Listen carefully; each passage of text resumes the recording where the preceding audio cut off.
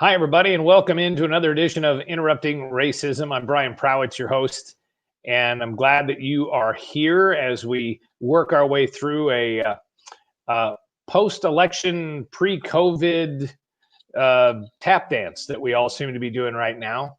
Interrupting Racism started because I wanted to find a way to talk to leaders in the state of Oregon and put some information out there that may or may not follow all the perceptions that we seem to have when we label somebody, and don't stop for a minute and talk to them and get to know them. And also because of the divisiveness and the anger and the vitriol that we see all the time on social media, I really wanted to put something out there that would sort of counteract some of that stuff, have some civil conversation around some of the big issues that we have.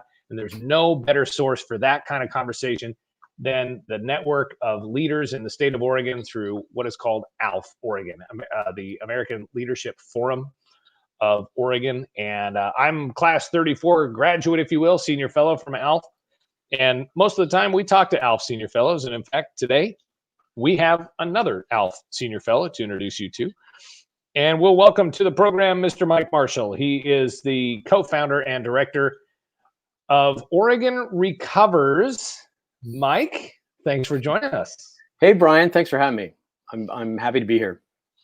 Thanks for the time. We really do appreciate it very much. So tell me just a little bit about Oregon Recovers, and the fact that you're co-founder and director must mean it must be close to your heart.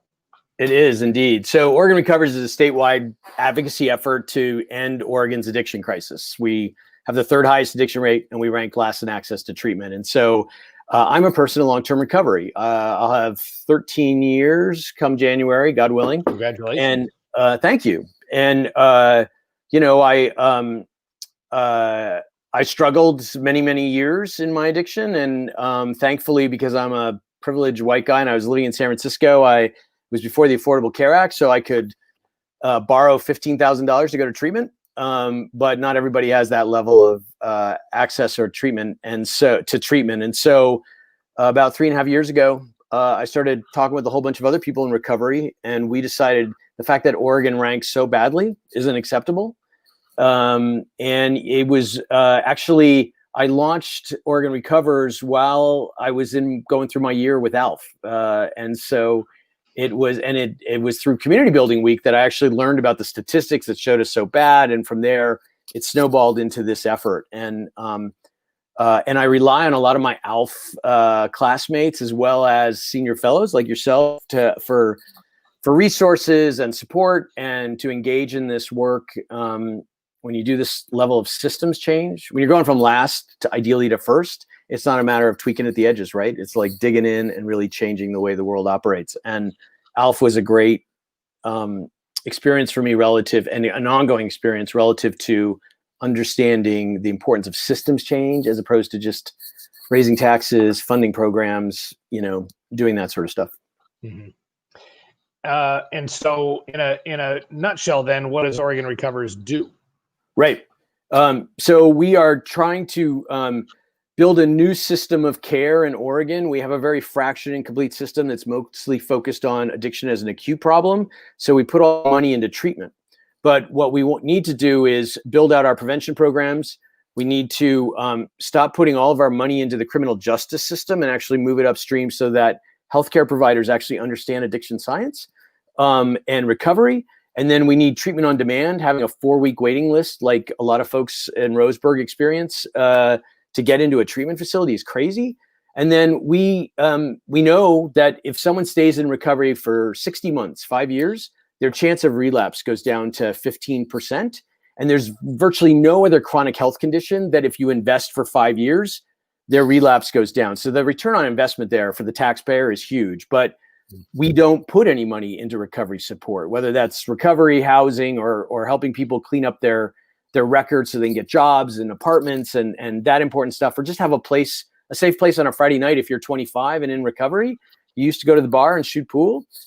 Now you can go to a recovery center and shoot pool with other people in recovery. And so we have been building the power to build that system, and we build power through community events. Like we do annual walks for recovery around the state. We do a recovery community summit, and then we get political. We do Advocacy Day in Salem every March or January, at the beginning of the session. So we're a sort of a policy advocacy organization, a community building organization. We do public education.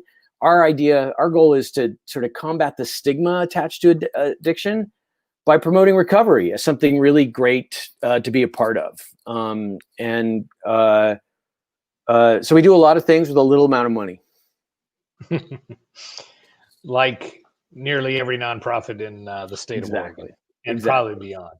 Yes. Well, we are in a really interesting time. I kind of almost on purpose didn't have this conversation with you prior to the election because I think so many things were up in the air. And now that it's technically slightly behind us, I feel like this is a little bit of a better time to be able to say, like, how are you doing? Like, what's a check-in for you? If we were to be sitting around with 18 others around a room with all the rules of ALF involved, what would you say as far as a check-in goes personally on how things are for you today, here now, exactly 14 days after the election? Yeah. So, it's a great question. And the first response is I'm grateful. My husband and I are healthy and we have this wonderful home and we love our dogs. Our parents and our sons are all healthy. They're all employed. Our families are safe. We can't see them, which sucks because my dad's 91 and Rob's dad is 89. But we don't have that level of stress. And so we just have to be really grateful for that. I'm grateful the election is over. I'm grateful for the outcome. That was, the last 4 years has been increasingly stressful as a gay man. Sort of the policies of the Trump administration were very much trying to turn back the clock in terms of the progress that's been made relative to the fact that I got married 2 years ago, that I have access to all the same rights and benefits that you do. But to your point, politics aside, that whole campaign was just stressful, right on top of COVID. So I'm grateful it's over, and it seems like we're getting back to some degree of normalcy. And then on top of it, I'm so sad about COVID and how unnecessary the daily death rate is and the hospitalization rate and things like that. If everyone would just wear a mask, the world would be a different place, right? And that's kind of crazy. Mm-hmm. Wow. Well, there's the relief of the fact that it's over, or that the election's behind us. Let's put it that way. We don't have to watch all the commercials at least anymore, and there's some degree of finality to it. I realize that for some it's not, but I'll tell you what comes to my mind so much is man, how soon can we do anything about the divisiveness? Like, what is within our power to be able to bridge the gap right here between just angry people that are now dealing with the loss of the election? That we need to find ways to put things back together again. I'm searching for ways to. I have a couple of theories on what we can do, but it's obviously in a micro. It's just basically how you react to the person in front of you. But on a bigger level, what are your thoughts about and how are you feeling about how much divisiveness there is? Help me, because I need some counseling right here. So, I live in the bubble of Portland, but I have relatives that it makes it hard for conversations because of where they're at. But I hear what you're saying. I do think COVID, as much as it's just running away and it's going to get worse before it gets better, it does afford the opportunity. There's no reason in the world that this is a partisan issue or that it's a divisive issue. And as soon as we can begin to target resources to our local communities, our hospitals and our schools and our local governments, because we're soon going to start seeing layoffs. And I know that particularly in rural Oregon, government jobs are a significant part of the economy, right? And so that's what I'm concerned about, having spent my summer vacation in Eastern Oregon, recognition that they've been less impacted by the economic downturn, but could be in the long term if we start laying off government jobs, right? So I think the election results are such that Biden is going to endeavor to work with Congress to get that level of stimulus back out there. So that's a good thing. I'll say this about the issue that I work on, and it's something that I have, pushed the governor on, and I've pushed both legislators on both sides of the aisle. whether you're a dad in Roseburg or a mom in Portland and your politics are completely different, if your kid's struggling with addiction and you have no place to take them, you are united in an effort to try and fix our addiction crisis. And so it's one of the things that at the end of any given day, when we do the work that we're doing, I feel like we are building bridges. I don't know of another bipartisan issue, but when I talk to Republican legislators or liberal or Democratic legislators, they all have a story around addiction. They all have a story around the harm, and they all come together recognizing that the private sector can't address our addiction crisis. It has to be government resources and services. Not to say that there isn't room for the for-profit sector, but that's not going to solve this problem. So we have a shared vision of the future of how that happen. So I like that. The bigger picture issue, I think, is we are in a challenging moment in that I'm so grateful, despite as stressful as it has been and traumatizing as it has been, our conversation about the role of people of color in this country, the legacy of white supremacy, the way I have benefited from the fact that I come from 3-4 generations of white Irish Catholics who they all worked really hard. They all did well in life. They got themselves educated. It wasn't easy, but there was never the invisible hand of racial oppression against them. We're having that conversation in many corners of this country. I am a little concerned that with the Biden election, too many of us will think, okay, we're good now, and not want to dig down into that. But, as I work in Salem and I live in Portland, Brian, I realize that we all operate under a government system that was designed in 1859, that was replicating a system designed in 1776. And there were 90,000 Oregonians back in 1859, and we have 4 million and growing now. And the notion that the same democratic governance apparatus that was meeting our needs in 1859 is going to meet the needs of a much more diverse, urbanized, urban-rural divided state. I think the big heavy lifting we still have to do, and it's very much with climate issues and racial issues and economic justice issues, is talk about how we govern ourselves. And again, that's sort of my view of this stems from my interactions within ALF and with my own classmates, and with since COVID, ALF's been great about activating the Senior Fellow Network, and we get to talk about these things. But every community has a housing crisis, whether it's a Republican voting community or a Democratic voting community. We have an addiction problem. We have homeless. We have all kinds of issues that are not partisan. And we have to find our shared solutions. And I don't think the way we've structured our government, 150 years ago is where the solution lies. And I realize that's a heavy lift to try and redesign our government, but maybe if we start taking steps towards doing that, we'll start to find ways to better serve the needs of the most people in the state. So is it a matter of changing the government model, or is it a matter of changing the way people, maybe what their expectations are of government? Yes. So I do think, just think about it. Our county borders were set in 1859 for the most part. Our school districts have grown up, but we have these artificial boundaries that don't necessarily reflect the way communities have grown or evolved, right? So I do think we have to look at the system of government, and the start of that is just a conversation around it. I realize that in of itself could be polarizing. I'm not suggesting ballot measure on the ballot in 2 years that expand the legislature or changes the executive powers. Or I'm saying let's start a conversation about, okay, what does it mean to live in Burns and be a community of 8,000 from a rural standpoint.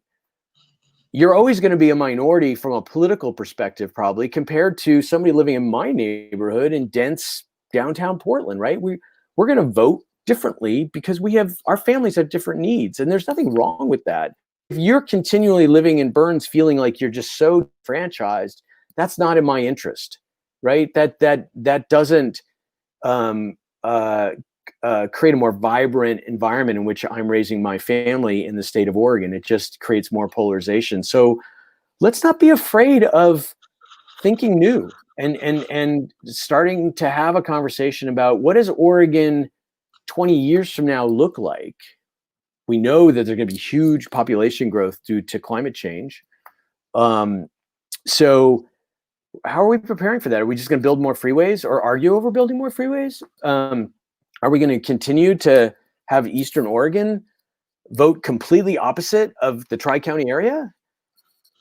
Or are we going to have a conversation of maybe we, have more local autonomy? I don't know what the solution is. I think what I want to do is provoke the conversation. Sure. Oh, I think it's a good one. And I mean, it just stomps right into the middle of the urban-rural divide. I mean, you're kind of describing that a little bit. But people in Roseburg feel the same way. I mean, we had it on the ballot whether we wanted to move the borders to Idaho, that whole thing. You said something, though, pretty interesting. I think just a little phrase that you mentioned in there. You said that for you being in Portland, you recognize that your life would be better, or you made a reference to if it's not good for you in Portland if the people of Burns feel disenfranchised.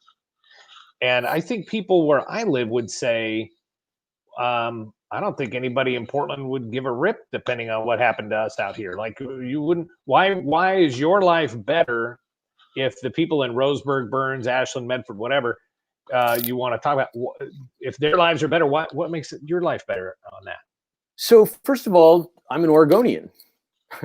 and I'm not a Portlander. I am a Portlander, but I moved to Oregon because I love Oregon and I want everyone to thrive. And I want, the kids in this state to see other kids thriving. I also don't want to be advocating for whatever policy, whether it's addiction policy or marriage equality, and having a profound political divide prior to actually engaging in a conversation. And so, I care about the kids in Burns. I care about the seniors in those places.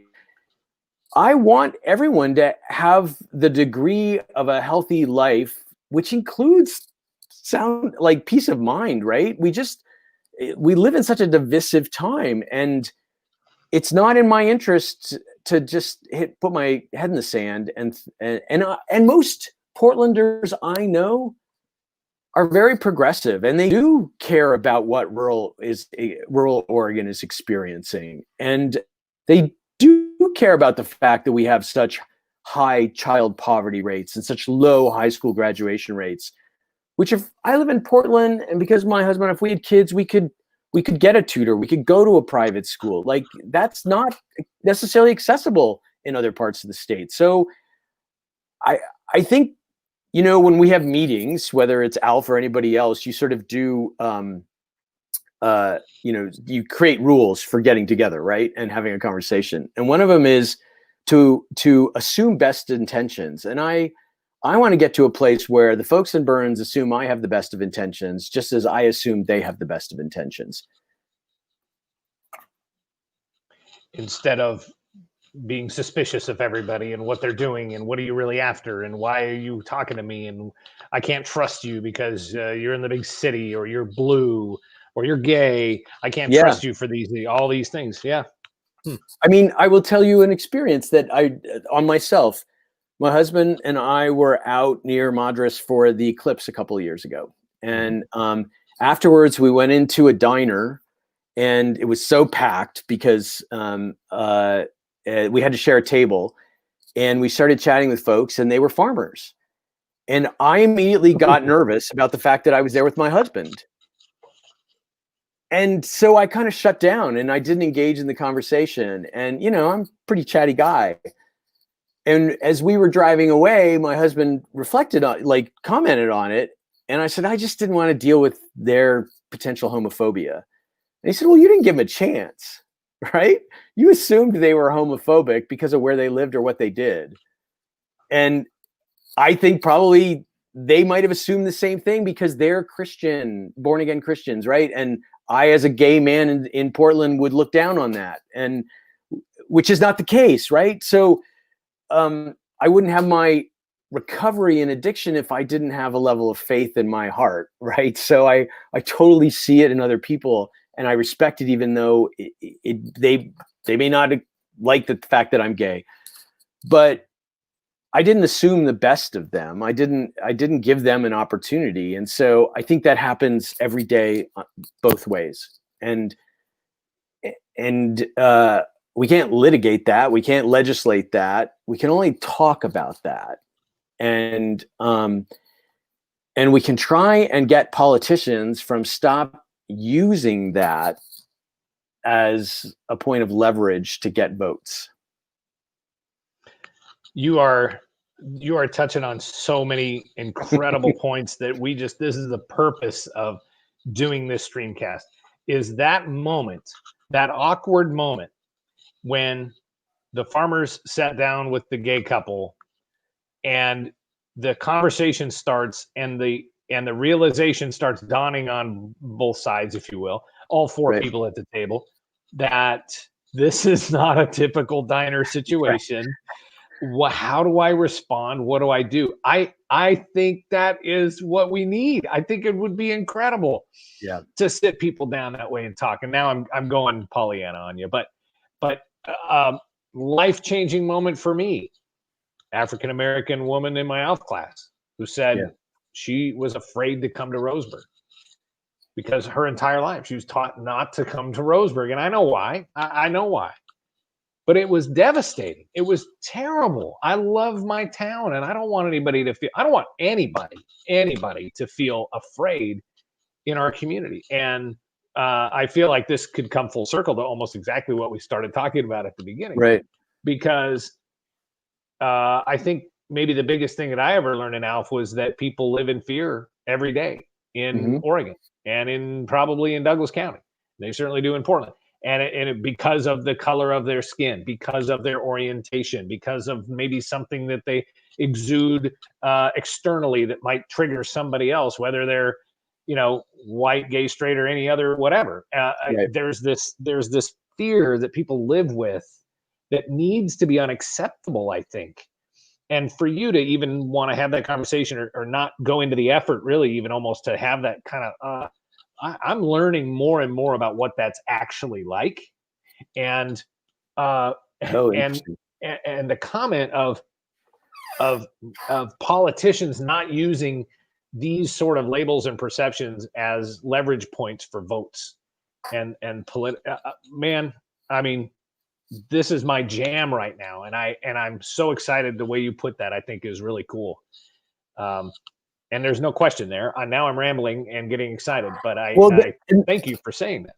Yeah, and I totally appreciate what you're saying about how hard it is to hear people's reactions to your community. And the other thing I sort of want to highlight, as through the lens of being a gay man who, passed as being straight back when that was a thing. It's less so in Portland today, but back in the 80s and 90s when I was deeply closeted, and but I could walk down the street and I wasn't nervous per se, but I'd then be in a locker room conversation or a staff meeting or whatever, and someone would say something homophobic, and I could just suck it up. I could suppress it. I was like, okay. And when I was in high school or even college, I probably even went along with it.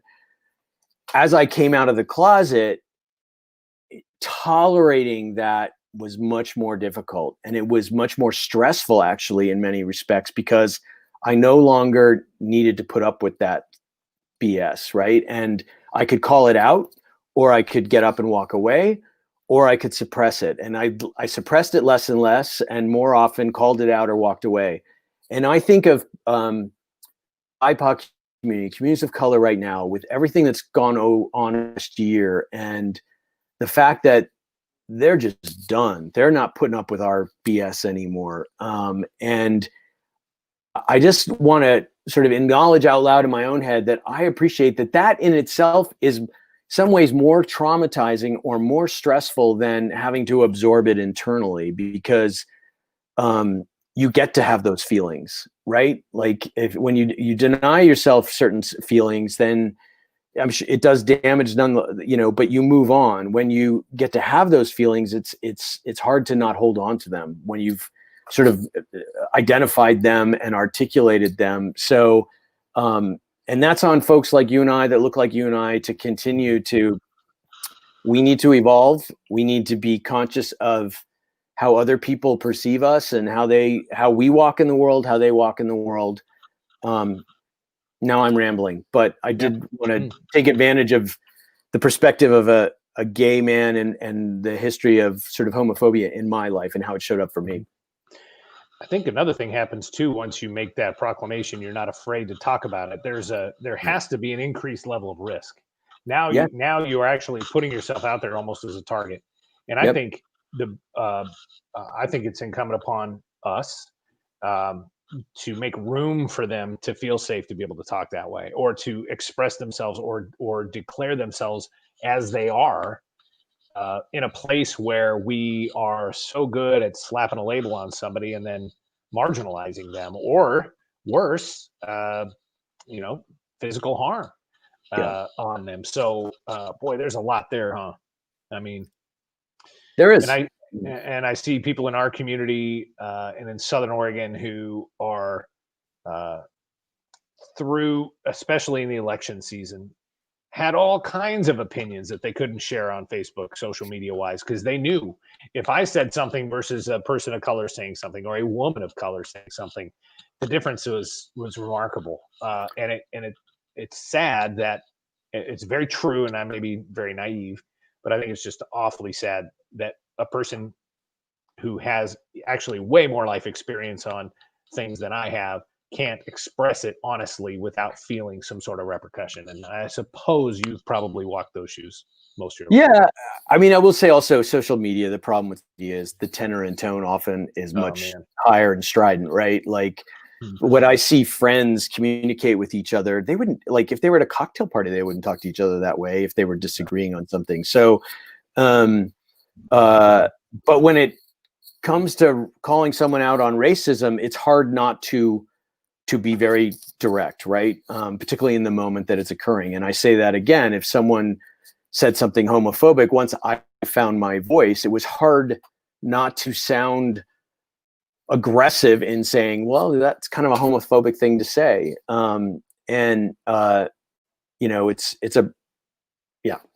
So we live in interesting times, and trying to find our own voices in this important conversation and speaking up when we should speak up it's hard. Yeah. And the deeper you get into this, the more responsibility you feel to say something in that key moment. I feel a lot of pressure to call out racist or sexist comments that may come up in a city council meeting. I'm sort of like always on guard, and if I miss it and don't call it out, now all of a sudden I'm not doing my job, or I haven't done enough.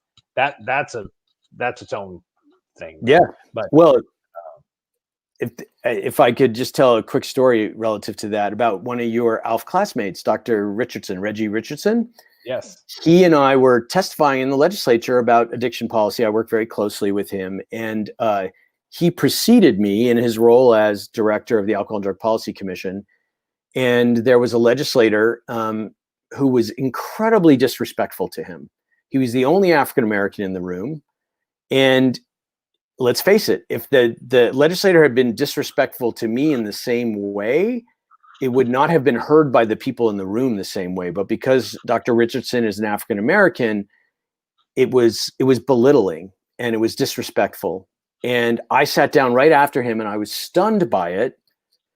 And I didn't say anything. I had my moment, and my instinct was I didn't think about it. I just didn't say anything. Afterwards, I saw Reggie and I apologized to him, and I filed a complaint with the speaker over the legislator. But it was a really telling moment to me. Like, I had to do some real self-examination. Like, if I'm not going to speak up, then he's going to be left to defending himself constantly. And that's not going to change anything, right? And that's unfair to him, particularly when he's being of service to this great state of Oregon, right? And so we, you and I and the guys that look like us as white men, we have to continually find our voice. And when we don't, we have to acknowledge it.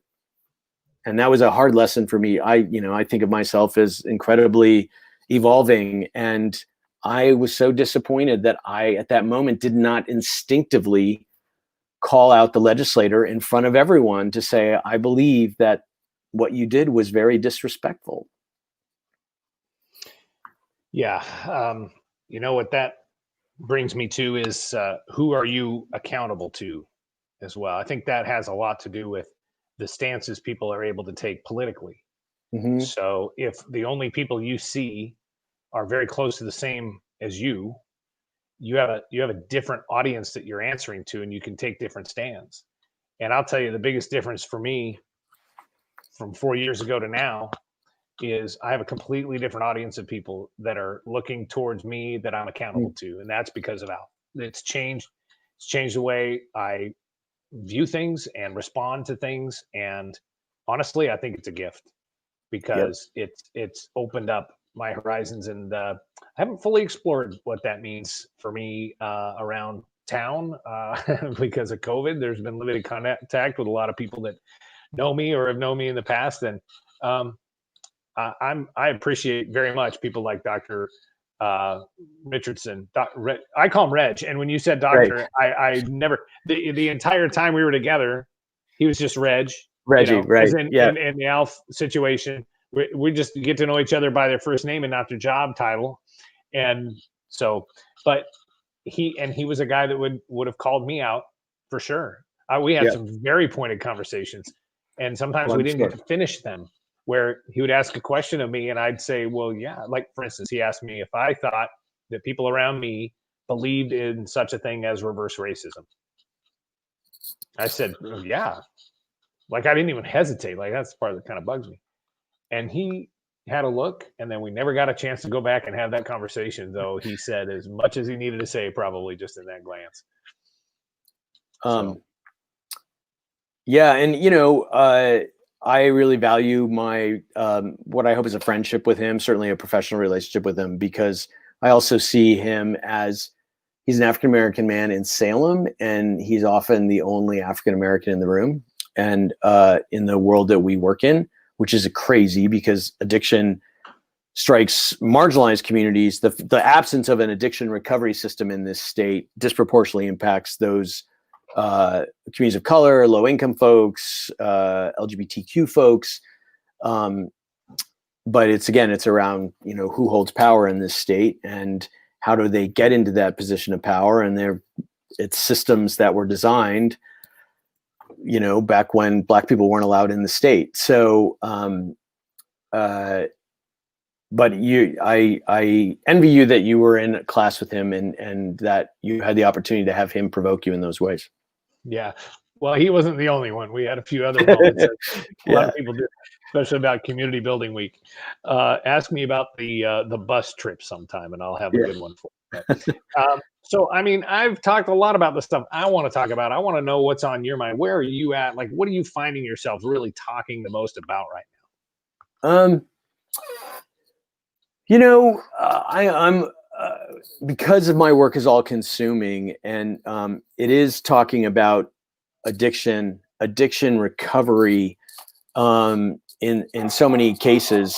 But I also, you heard me get on my soapbox about systems change, and I look at the employment office, and that debacle during COVID-19, and they still haven't paid some people what they're owed, and they sat on money for 15 years.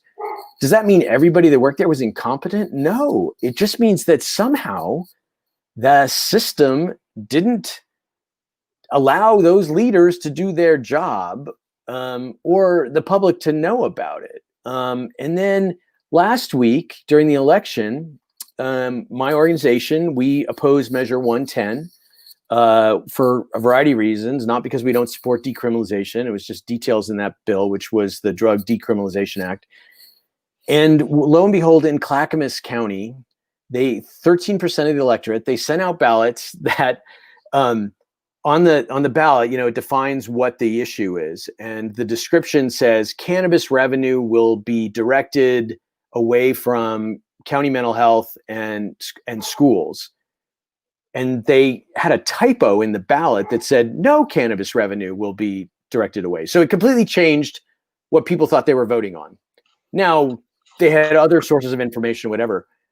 Mistakes happen. I don't have issue with that. But the fact is that the county elections department refused to even send out a postcard or an email or a press release warning the folks that they'd gotten ballots that were misleading. The Secretary of State's office refused to intervene and do anything. And again, I just thought, this is at the core of our democracy. This is not blaming anybody. This is an error. And nobody wanted to take responsibility for fixing the error. And there's no accountability into it. Like, nothing has happened since. And it comes back to, we're operating a modern environment with these systems that just are not delivering for anybody, right? And I don't know what the solution is there. Like, because everyone I know that I engage with in the bureaucracies of Oregon, I really like them. There's very few a-holes that I come across. Like, they're good, smart people, but collectively, and then, our high school graduation rates continue to be the lowest in the country. And the addiction system has just been allowed to flail for years and years and years, when it's the leading contributor to the fact that our foster care system is completely overwhelmed. And so the thing I think about the most is, how do we get up here so that we're not trying to fix all these things over and over and over again, and we're not fixing them? And I think about ALF. I'm on the board of ALF, and the recent engagement of the Senior Fellow Network. I've been on a housing call with a bunch of other folks that actually work in housing, and I just wanted to educate myself. And again, really great parts of the machine, but there's actually no machine, and there's no one directing it. There's no coming from the executive. So I'm a nerd in that's the sort of stuff that I lie awake at thinking about. And I'm also cognizant of that the day after the election, the 2022 race for governor started. And I really want to find a candidate for governor that's not going to try and improve some of the things that Oregon has, but instead try and provide a vision for a new Oregon, a modern Oregon, one that actually functions and works and meets the needs of everybody, whether in Burns or Ontario or Coos Bay or Clackamas or Portland. Mm-hmm. And it seems like everybody should want that too. Yeah, like a simple enough concept. Of course, everybody's definition on how you get there would be different, and who holds the key to the castle, I guess, at the end of the day, is always the big question. And boy, it gets feels like it gets very self-serving very quickly for people who may say they want those sorts of things, but honestly, really, it's the old thing. Like, is the system producing what it's supposed to produce? right. Is it broken, or is it doing what it's supposed to do? Right, exactly. But I would say that, like, also, as human beings, we don't like change, right? And so we need a level of leadership, and we need to reward a level of leadership that talks about big ideas and talks about change.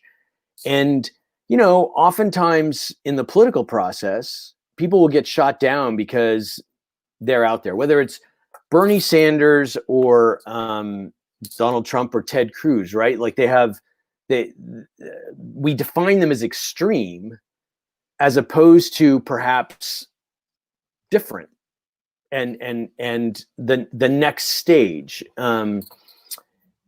Again, those are all polarizing characters, but you look at the younger generation coming into Congress or in the Oregon legislature, there are some local folks that are like defunding the police, what that is rethinking law enforcement, right? And its role. Vocabulary has got a lot of us tripped up on it, but how is putting more social workers and certified alcohol and drug counselors on the streets of Portland and fewer cops in anyone's idea a bad thing, other than maybe the police union? But we can't even have sort of like, well, what about this idea? Or what about this idea? Our political process doesn't reward that. And in fact, I think it punishes it. Yeah, and immediately terms get grabbed and immediately politicized and hijacked and weaponized and everything else. Exactly. And defunding the police. I mean, I see it all over the place from people who the first time I heard that term, I hated it. I still hate the term, but Right. at least I looked at it. I was like, what does that even mean? And I kind of understood what it means. And I claim to be a conservative Republican. I hate labels right now. I really want to be in a place where you almost can't define me with one word.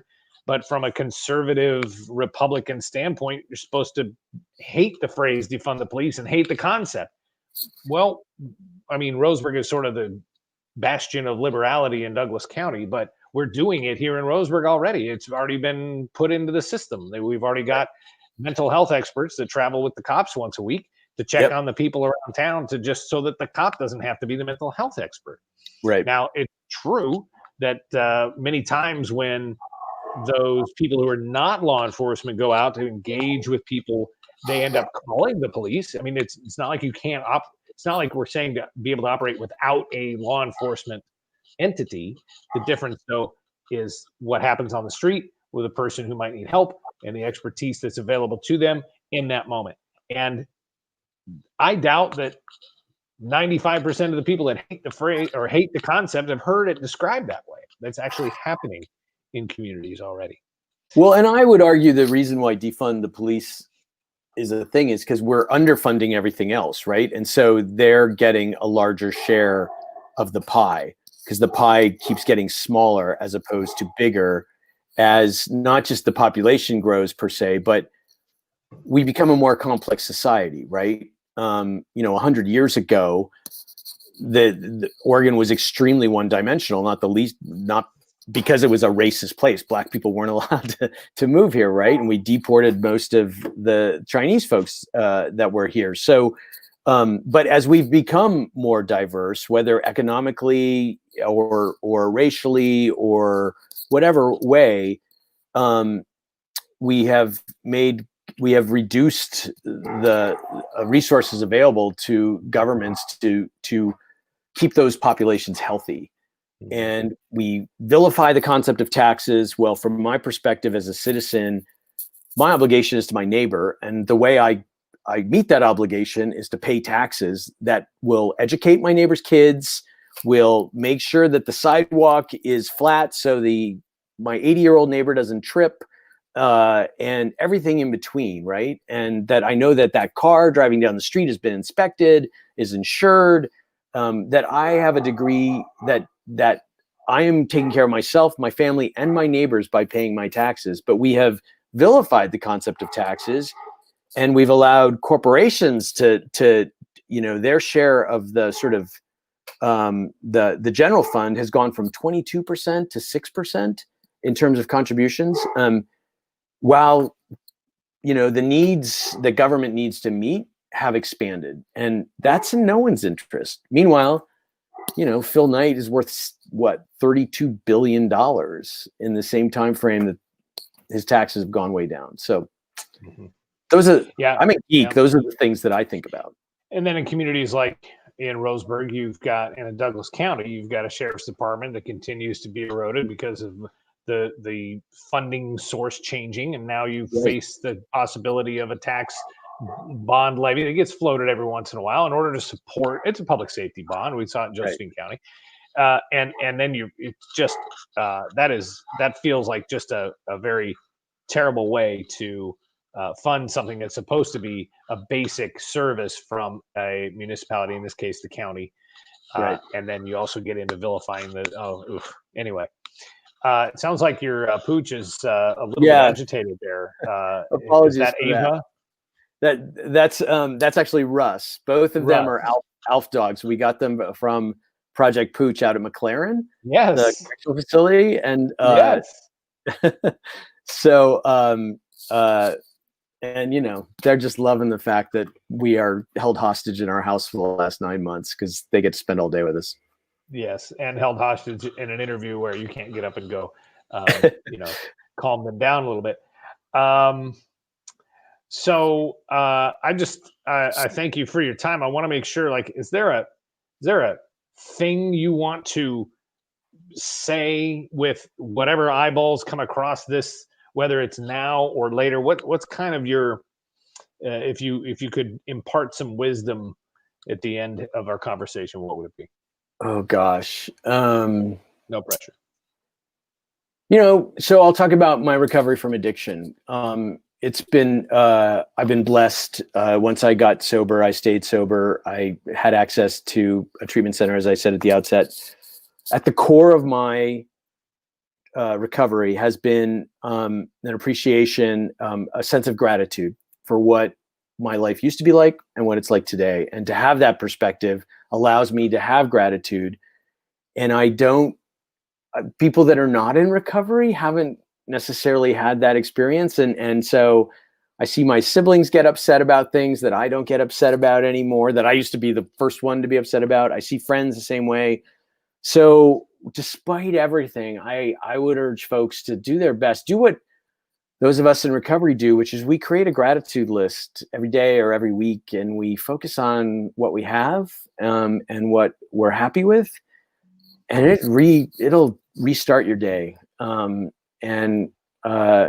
that's a little weird to sit there to wish everyone gratitude, but it saved my life, and it lets me have a degree of serenity that I would wish on everyone. I appreciate that a lot. And I think I think you're talking about peace, which probably allows you to respect and love other people at a different level and be open to conversations like this, be vulnerable a little bit. And it's okay. Some people are terrified of being vulnerable. And I think there's a lot there. I can feel, even through this format, sort of a depth of what you're just talking about right there. And you talk about a gift, right? Yeah, I get totally very hard-earned one at that. Maybe, I'm not sure I'm entitled to it, but I'm really happy that I've been able to get there in my life.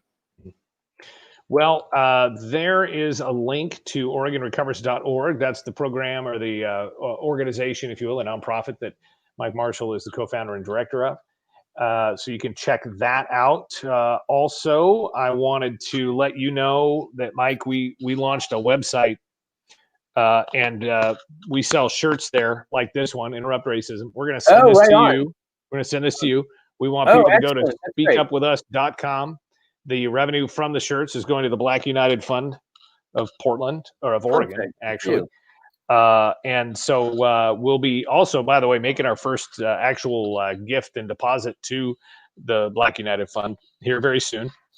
We sold a few shirts. We haven't sold 1,000 of them or anything. It's not going to be a huge number, but we're trying to do our part to give back and support organizations that are honestly doing a lot for marginalized populations in around the state of Oregon, and not just African-American people, but also people in the LGBTQIA plus audience. I wanted to also make sure that we mentioned today that this is National Native American Heritage Month. I just saw that today.